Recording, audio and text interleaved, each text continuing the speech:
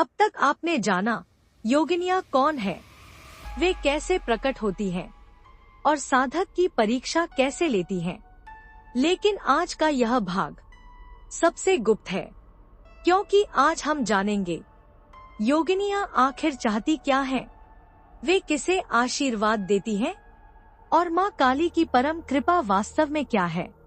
यह वीडियो अंत तक देखिए, क्योंकि अंत में जो सत्य है वह साधना नहीं, बोध है।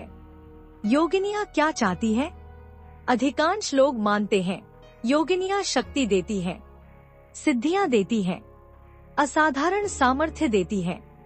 लेकिन शास्त्र कहते हैं योगिनी कुछ नहीं देती, वह केवल छीनती है। योगिनियाँ साधक से अहंकार छीनती हैं, भय छीनती हैं, मोह छीनती हैं। जो बचता है वही वास्तविक साधक होता है। योगिनियों की अंतिम परीक्षा त्याग। पार्ट 1 और पार्ट 2 में जो परीक्षाएं थी वे बाहरी थी, लेकिन अंतिम परीक्षा अंदर की होती है।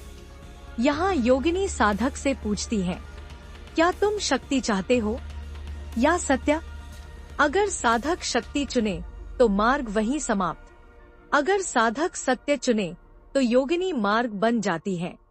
योगिनियाँ और मौन का रहस्य। एक गूढ़ सत्य यह है कि योगिनियाँ शब्दों से नहीं, मौन से संवाद करती हैं। इसीलिए सच्ची साधना में मंत्र कम और मौन अधिक होता है। कहा गया है, जहाँ शब्द समाप्त होते हैं वहीं योगिनी आरंभ होती है।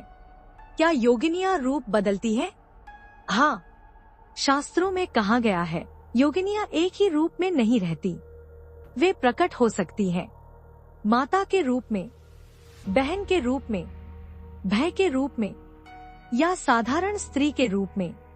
इसलिए कहा गया, जो सब में शक्ति देखे वही योगिनी को पहचानता है। 64 योगिनी मंडल का गूढ़ अर्थ।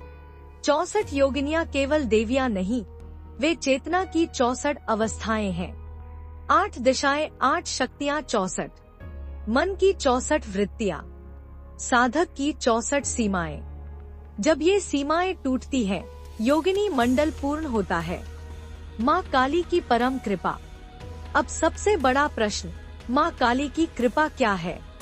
लोग सोचते हैं वरदान, रक्षा, विजय, लेकिन तंत्र कहता है माँ काली की कृपा अज्ञान का अंत है।